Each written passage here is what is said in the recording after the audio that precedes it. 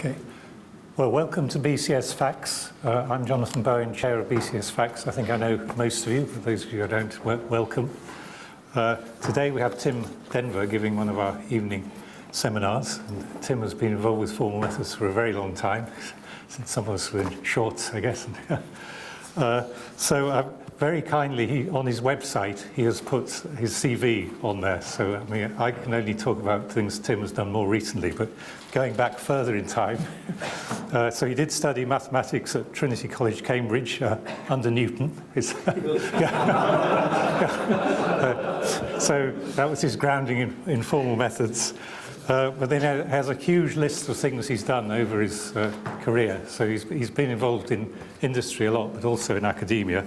So actually started off with Texas Instruments doing electronic circuits and so on. So I thought that was an interesting start. But then moved on to Elliott Brothers, I think after Tony Paul was there, is that right?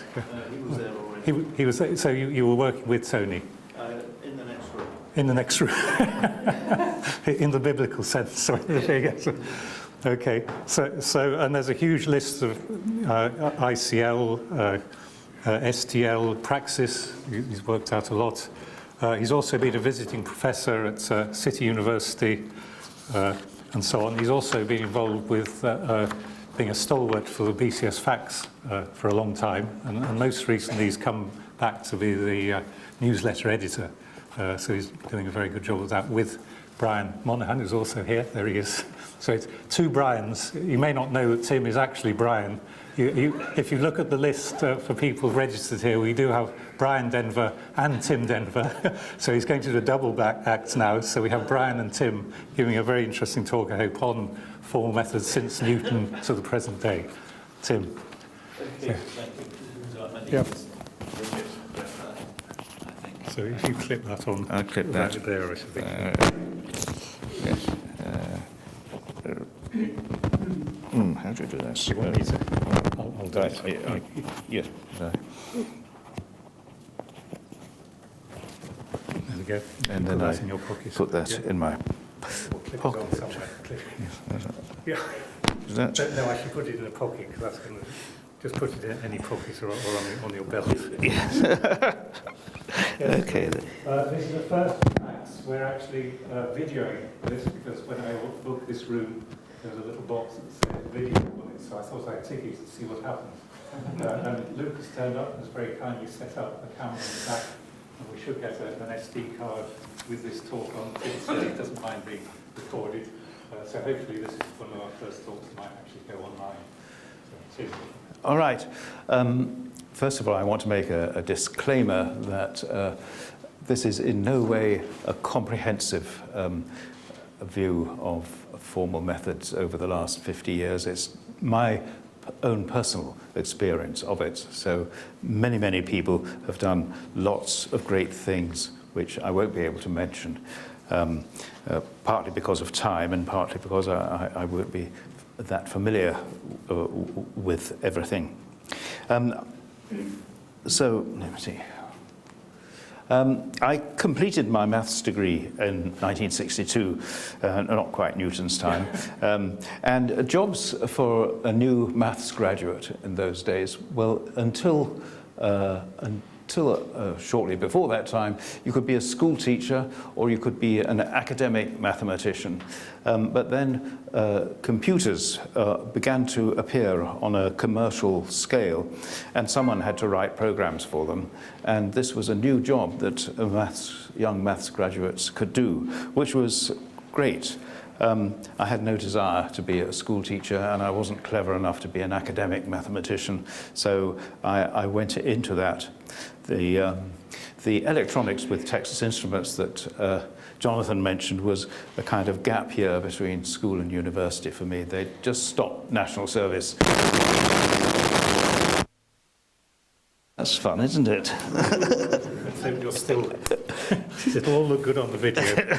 Let's see. I'm going to. Right. There we go. Thank you. Yes, that sounds as if I'm still being recorded. So I joined a computer manufacturer. In those days, there were just three main journals, the Communications of the ACM, the Journal of the ACM, and the British Computer Society Computer Journals. That was about it. We pretty much read everything in all of them. About 15 years later, I was in charge of a department of programmers, and I suddenly realized that we had 41 different journals on order from the firm's library, and none of us really had time to read any of them at all. The information was so copious. But in those journals, at that time, in the late 50s and early 60s, the vast majority of papers were on the subject of formal grammars and automata theory. And Russian authors were very prominent in this field. They were kind of dominating the scene. And I also remember one young American computer scientist called Ben Wegbright. He always had something good to say. He published frequently, and in those days, if you published a paper in a journal, your little photo of your face would always appear at the end of it. I don't think they do that much these days, but anyway, he had this young, earnest, bearded face, looking very intelligent and enthusiastic. And then he suddenly stopped publishing. And I've often wondered, and it's only recently that I thought, well, I'll Google him and see what's happened. It seems he went into a kind of deciding that he'll make money out of his talents, and he seems to have been in charge of various technical companies, one after the other. So he stopped, it seemed he stopped publishing papers and made money for himself instead. Well, jolly good. Anyway, so that was the emphasis then, formal grammars and automata. The grammars were based on the work of Noam Chomsky. He was born in 1928. He was a linguist, a philosopher, a cognitive scientist, a social critic, and much more.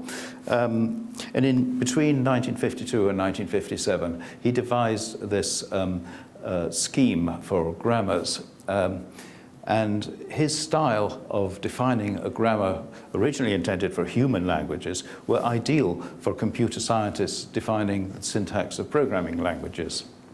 There is a strong relationship between formal automata, which are kind of idealized machine, and grammars. If you have a grammar, it's very easy to derive the automaton which can either accept sentences conforming to that grammar or generate them, and vice versa. The computer science-oriented form of Chomsky's grammars, which were sort of restricted a bit, came to be known as BNF, and that stood for Backus normal form to begin with, and then someone, I forgot who, thought that Peter Nauer had contributed enough to it that the N should stand for Nauer rather than normal, so it's a Backus Nauer form.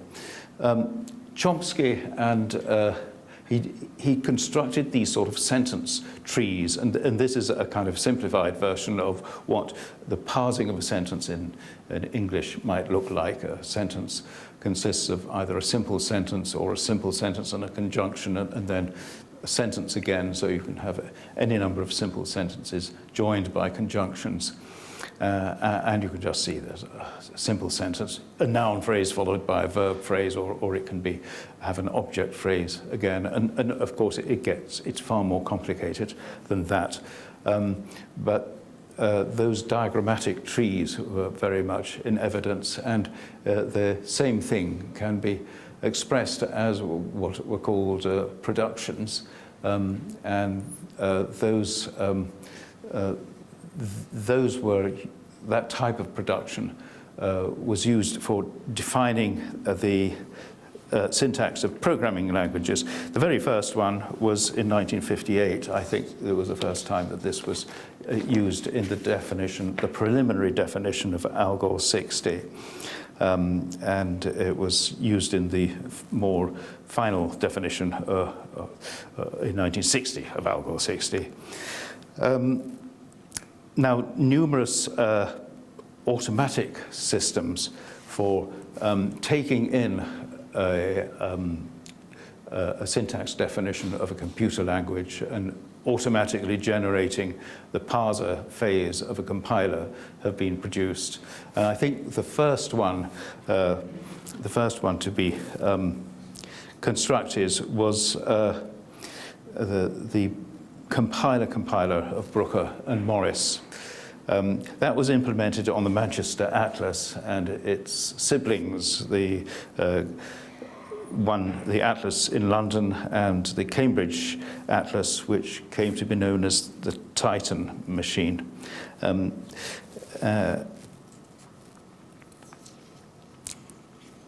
Yes, and the Brooker and Morris's compiler was used for helping to make quite a number of compilers. Now, so all this, I think it's okay to call this formal. The phrase formal methods, of course, hadn't been invented at that time, hadn't been coined, nor indeed had the phrase software engineering. I think that was first coined in a conference in 1968. But nonetheless, the fact that the words weren't there doesn't mean that the activity wasn't done. We were all writing programs, and if you're producing something that's going to be used on a wide basis, this is an act of engineering. So what's this? Everyone was concentrating on syntax, but what really is important is what does a program actually mean? It's fine writing a program and being able to parse it, but if the compiler then generates the wrong code, you're up the creek. So it reminded me of a cartoon. You have two lampposts. One of them is a light, and there's a couple of people searching around the bottom of that lamppost looking for a coin they've dropped. And this stranger comes along and says, well, what are you looking for? A coin? But where did you drop it? We dropped it over there. Well, why aren't you looking over there? Well, that lamppost isn't a light, so we can't see what we're doing over there. So we'll look under the lamppost that's lit instead. And I think that was a kind of illustration of why there was so much concentration on syntax in those days rather than semantics, which took a while to come along. Some of the most canonical work on formal grammars and automata was done by two Americans, John Hopcroft and Jeffrey Ullman, and it culminated later, quite a lot later, in a book which a lot of people made a lot of use of, formal languages and their relation to automata, book published in 1968. Now, I think it's worth mentioning at this point what the kind of hardware was like. I'm sure this wasn't centered when I first produced this slide. Anyway, well, computer systems and hardware in the 1960s, it was not interactive. You didn't have a user, a programmer sitting at a desk, writing a program and interacting with a compiler. You would prepare a job. You'd write your program on punched paper tape or punched cards, and you'd hand it to an operator, human operator, who would submit it to the computer. You'd give the operator instructions as to what to do with your program scripts and your data and so on. And then if you were lucky, later on that day, but if you were less privileged, the next day you'd get the results back and find that you missed out a semicolon somewhere and you had to do it all over again. The more sophisticated operating systems, instead of giving the human operator some written down instructions, you could prepare a script which would drive the computer to do what it had to do with your program and data and other files, most of which would still be on paper tape and punched cards. In 1958, first computers were built with discrete semiconductors. In case anyone is young enough to not know what a discrete semiconductor is, it's a single transistor with 3 wires coming out, and it was performing the same function as a thermionic vacuum tube, or a valve, as it was normally called in Britain. But nonetheless, valve machines were still very much in use. The Atmos machines all had thousands of these hot valves glowing, would occupy a couple of rooms. The computer time, I remember on the London Atlas, was priced at £900 an hour. And this was £900, well, that was a fairly good salary for a new graduate. So a year's qualified person's time would be valued at the same as an hour of the computer's time. Kind of a bit of a thought these days. The machines were never switched off, because with thousands of valves, if you switch them off and switch them on again, then you'd have to replace dozens and dozens of valves before you could get the thing going again. Integrated circuits were researched in the late 1950s. And I do remember in that year, 1958, when I was working at Texas Instruments, they were just beginning to conceive of the idea of actually producing a whole circuit on a wafer of silicon. And some 5 to 7 years later, they were being produced. Now, Titan, the Cambridge Atlas, did have a form of interactive interface. A user could sit at a terminal and submit his own job there and then, and about half an hour later, you'd get the results back. And when I first experienced this, it was absolutely wonderful. You know, you speeded up work by a factor of several. So the languages that we had, high-level languages, in the late 50s, the first of these began to appear, Fortran, COBOL, and then Algol 60. But even so, in the mid-70s, some sectors, telecoms and the more engineering-oriented sectors of using computers, they were still using machine code and autocodes for writing practical programs that were intended to do something. The defining of the semantics of languages was also slow in coming. I suppose the first sign of this was Algol 60. The report, it states as unambiguously as it can, but in English, what each kind of statement actually meant. But you could see by these English explanations that it was inspired by Church's lambda calculus, because it describes a transformation of the script. It says what the program has to do is you take the script of the source code of the program and you change it in all sorts of systematic ways as you're obeying it.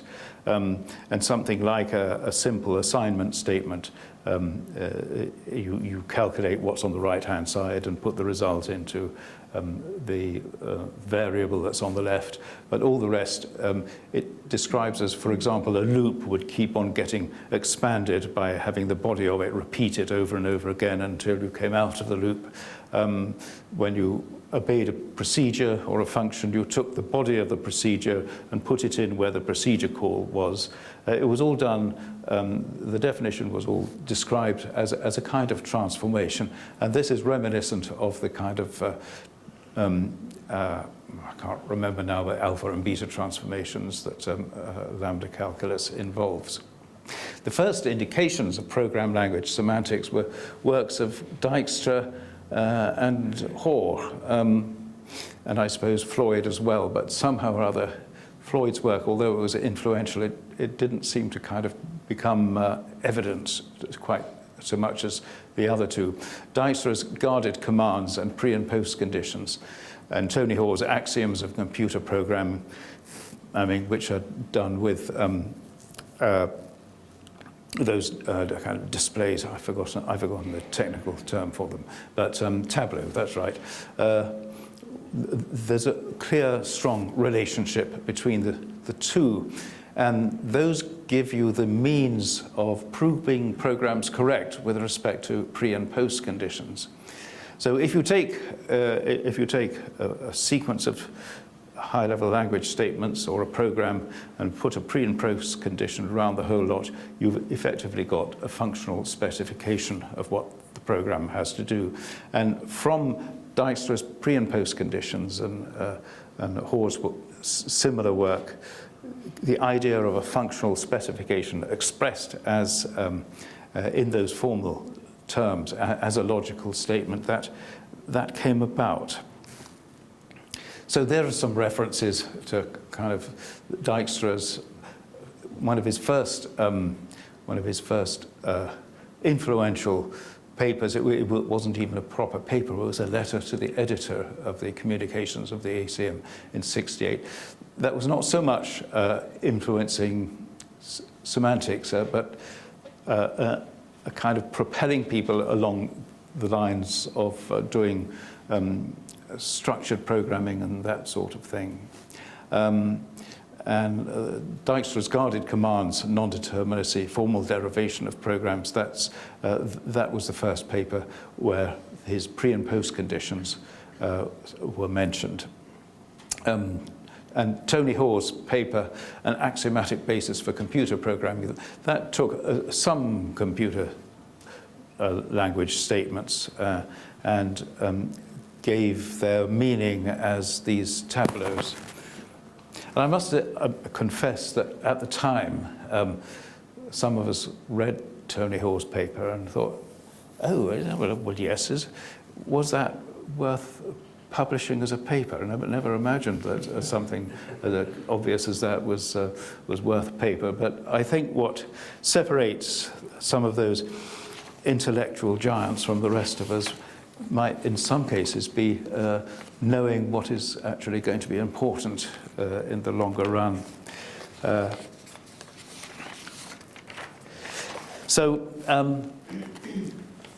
Languages.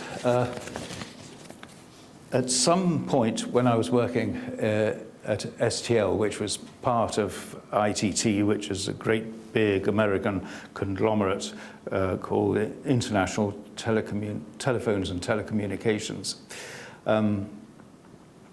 It had many companies building telephone exchanges, and the telecommunications industry, one of the things that it had to do was to enable compatibility. You won't get telecommunications successfully constructed, especially across countries, unless you've got some agreement about protocols and so on. And so the telecoms industry were very keen and receptive to the idea of agreeing standards, and they had these international standards committees. And they began to think, well, we should have a standard high-level language, which was CHIL. Many people have not heard of CHIL, but it has been used extensively, and you had teams of 900 programmers all beavering away at their desks in a rather Kafkaesque style. I've seen some of those rooms full of people writing CHIL programs for large telecoms systems. It had quite a few of the features of Ada, and I'll say something about Ada a bit later. Well, while I was on that committee, we were all discussing the CHIL language and what it should be like. I was propelled, as it were, to go to this Copenhagen winter school in January 1979. This winter school was a brainchild of Dinus Bjorner from the Technical University of Denmark. That many of you will know Dinas, but this was a very, very influential event, and there was a splendid array of speakers. And it was there that several of us met VDM, the Vienna Development Method, which I suppose was a kind of joint effort of several people, but including Dinas himself and Cliff Jones and Peter Lucas and a number of other people. It was derived from the Vienna definition language, which people at the IBM Vienna laboratories devised for defining the semantics of PL1, which was a high-level language much used by IBM, but other organizations too. VDM was strongly influenced by the ideas of Dijkstra and Hoare. Again, the relationship between formal semantics and specification and then proofs of program correctness, this all began to grow and become evident to people. And this is how the idea of such things as pre and post conditions and program proofs started to become a kind of method of producing programs. It enabled you to construct a program preserving its correctness by successive refinement steps from the specification until it became more and more concrete, until you got an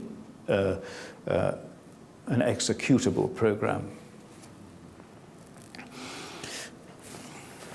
So several of us at the STL Software Research Group, which I belong to, we were so impressed by, especially VDM, but we were so impressed by this conference. We got our company to agree to consult Cliff Jones to help us in applying VDM to telecommunications projects. And with Cliff's help, we developed our own courses in VDM and in discrete mathematics.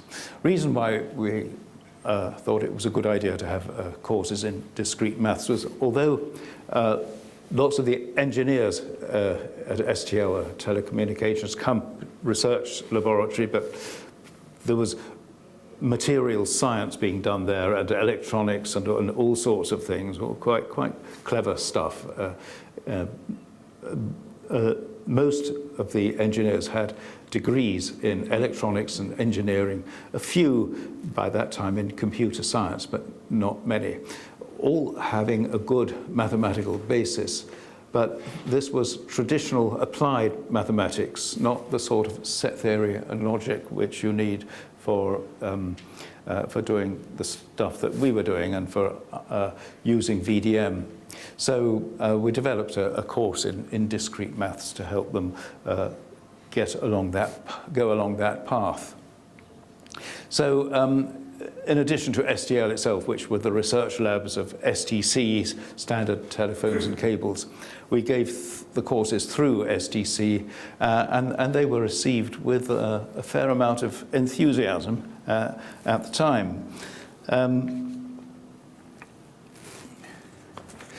Also, from that conference in Copenhagen, we'd come across Z, which was the brainchild of the Oxford Programme Research Group. The main initial inspiration for it was Abrial, Jean Abrial, but we thought, well, there's VDM and there's also Z. We shouldn't ignore Z, so we'll try experimenting with Z as well. And we invited a couple of the Oxford PRG people, Bernard Suffren and Carol Morgan, to give us some kind of discussions and so on about Z. And we thought, well, we'd give them a practical task to do, just to see how practically Z can be applied. So we chose a particular system which needed digitizing. It was an entirely paper-based system. To give you the context, STL has 1,000 employees, all sorts of different departments, as I've said, doing some kind of quite physically dangerous things here and there. So it had its own company fire brigade and its own medical department on the site. And the site was 2 or 3 miles outside Harlow. And I must say, you know, you'd hear the bells of the company fire brigade ringing fairly frequently. It had, because of all this work going on, it had 30,000 visitors a year. And so there was one visitors administration clerk kept track of all these visitors and whether they were having visitors' lunches, whether they needed transport, because STL wasn't next to a railway station or anything, and they often came from a long way away. Some give them a car to a local airport or something. All these things would then be charged to departmental budgets, and the whole of this system was manual, paper-based, card indexes, and so on. And we thought, well, let's see if it can be computerized. We asked these kind of academic chaps from the PRG to go and talk to the visitors clerk, who was a totally non-technical lady. I think her name was Gladys, and they captured the requirements from her, specified proposed computer system in Z, kind of played it back to her verbally, as it were, sort of describing what it was going to do from the formal specification, discussed the results with us, and they oversaw its implementation in Pascal, which I can't, my memory is failing a bit. I think that some of us did at least part of the implementation, and Bernard Suffren and Carol Morgan kind of helped with that as well. Sort of, it was a joint effort. And so we used Z on that trial pilot project, if you will. Where am I now? I must see how I'm doing for time. We're about halfway through, I think, aren't we? Oh yes, that's all right. Another kind of piece of academic-industrial liaison we had at STL was with Edinburgh University, the LFCS, the Laboratory for Foundations of Computer Science. This was about a design language called SDL. Again, this is a telecommunications-based telecommunications design language. It was subject to a telecom standard, an international standard for designing telecom systems. It was horrendously ad hoc, very concrete in the sense of being implementation biased, and it really needed cleaning up. Well, Robin Milner, who very recently founded LFCS, approached us with the idea of seconding a researcher to our group. I kind of thought this was a great idea. Partly, it was going to be a very good idea from a budget point of view, because if he seconded a researcher to us, that would be an external cost. And all I'd have to pay for out of the budget was going to be the chap's salary. Whereas if we actually recruited a person, our budget would be charged with something like 3 times a person's salary to cover overheads. So, I mean, something as daft as that made it very advantageous to have this researcher seconded to us. So I'd get a highly qualified body at about a third the normal price. But apart from that, it was going to be jolly good to have this liaison.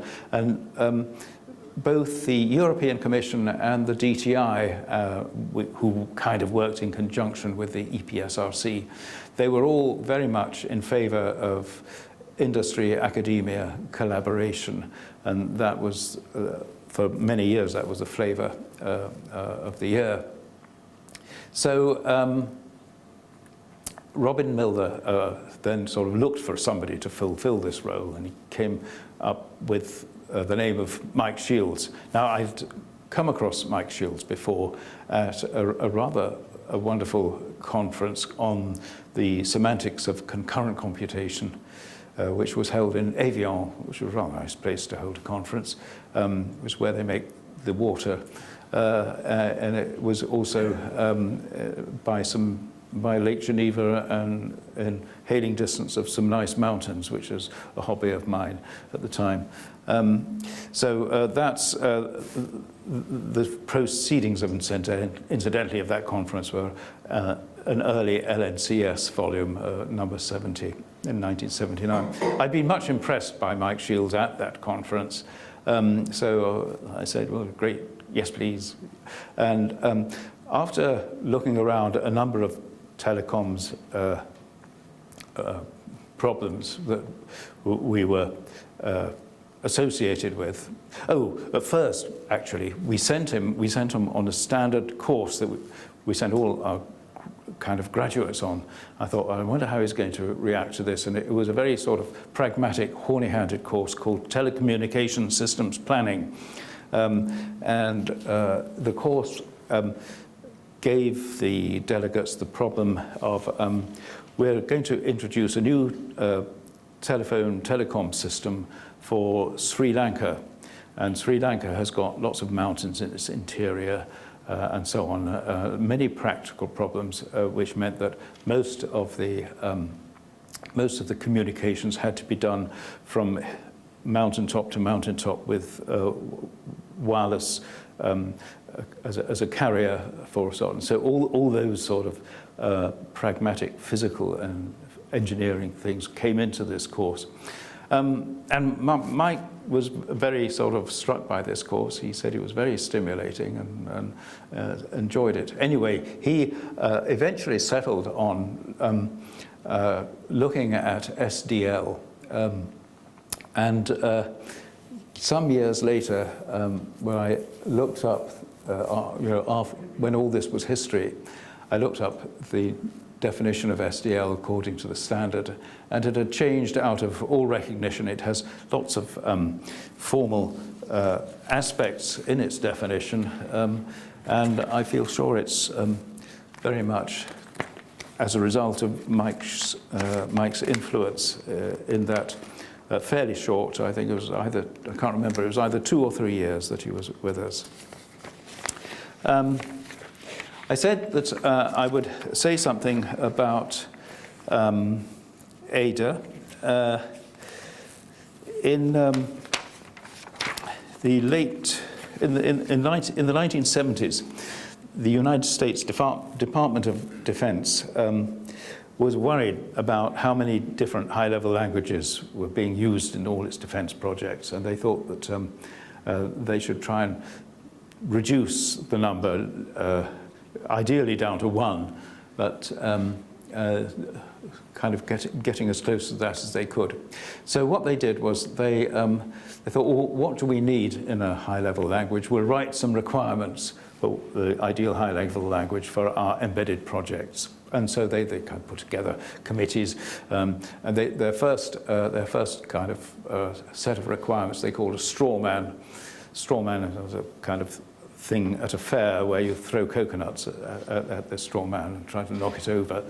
And gradually, then after this had been subjected to criticism, they brought a new version out, which was a bit more solid, called Wooden Man. And so there was a series of these requirements documents ending up with the firm one called Steel Man. And then they came to the conclusion that no existing high-level programming language actually met the Steel Man requirements, so they'd better have a new language written, defined, which would meet it. So they invited proposals for a language to meet the Steelman requirements, and they got four proposals, which they called red, green, blue, and yellow, each one being devised by those organizations which you see on the slide. And so then they had a kind of competition between them and decided that green was going to be the winner, and so green became the Ada language. Now all this interest and energy that was put into defining the Ada language made other organizations outside the USA think, oh, this language is going to be really rather important. We'd better see whether we're going to use it too, and what about it? So the DTI let a contract to a consortium, which was called the Ada Consortium, to investigate the use of Ada in British projects. Now, they just let this contract, and STL, us at STL and others, felt rather miffed that, you know, DTI were surely not supposed to just kind of give work to a group of companies without a proper process of inviting bids and that sort of thing. So, so we protested, and a group of us with, you know, other organizations, we got together, and that's the list of them, and we decided, since the first consortium was called the Ada Consortium, we'd call ourselves the Augusta Consortium, because Ada Augusta Lovelace, Augusta was her second name. And so we were STL, CAP, Ferranti, SciCon, Imperial College, and SWERC, which stands for the Southwest University's Regional Computer Center. So it's a computer center that was shared by a number of universities in the southwest of the UK. And the DTI were actually quite embarrassed, so they let us another contract, smaller one than they gave the Ada Consortium, but there we go, for a study. And we were going to study design methods suitable for Ada software. Well, we delivered a report which was presented at the National Physical Laboratory, NPL, in September 1981. And what we did was we took a number of example problems and tried designing, producing a design using several different methods, and then developed an implementation of each one.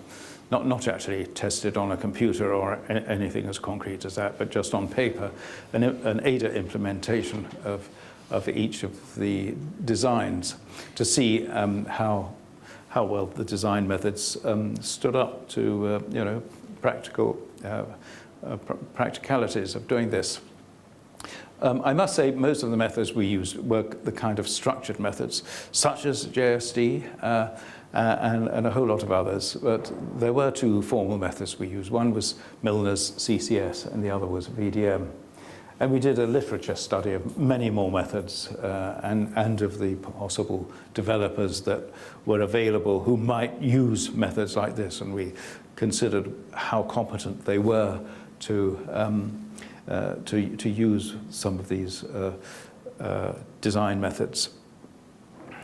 So the Augusta Consortium, there were one or two people from each of these organizations, and we were a team of all happily working together in this study. Yes, we really were actually. Worked in a very kind of democratic, sort of consensus, egalitarian manner. There were some industrial tremors after that, kind of fairly local ones, but as I said, STL, the organization was part of STC. The group that I was initially in, it was more strongly related to the parent conglomerate ITT, Now, ITT is an astoundingly, or it was an astoundingly large organization. I tell you, at the time, it had 8 million employees, which is more, well, it's the size of the populations from infants to centenarians of quite a lot of respectable countries like Norway and Sweden and New Zealand and so on. And that, you know, that was the sum total of its employees over many companies spread all over the world. And so what it had to do quite frequently in order to comply with the United States monopoly laws was to sort of shed companies away from its ever-growing kind of collection of them. And so it shed itself of STC, possibly not quite realizing that at the same time it was getting rid of one of its major research laboratories. It did have a couple of others. There was one in France, just outside Paris, which we had frequent liaison with and also frequent rivalry with. And it did have one just outside New York, which we didn't come into contact with very much. So SGL suddenly became a British company. At first I thought, well, this is great. We're not going to be part of this nasty American conglomerate anymore. But quite soon, I and several of the rest of us began to realize that some of the aspects of traditional British company management weren't all that advantageugous or pleasant. I must say, working for ITT, one thing they were very open to, you know, go and discuss things with anyone sort of high up the hierarchy if you wanted. They weren't rule bound. You could break the rules if you had a sort of fairly good reason for doing so, and they would say, "Oh, why did you do that?" "Oh, okay, well, good." You know, even if you failed, they would say, "Well, good idea to try. You know, not too bad." The kind of approach of the British management as it was manifest in the new STC was not so good. You had to stick to the rules, even if it was a bit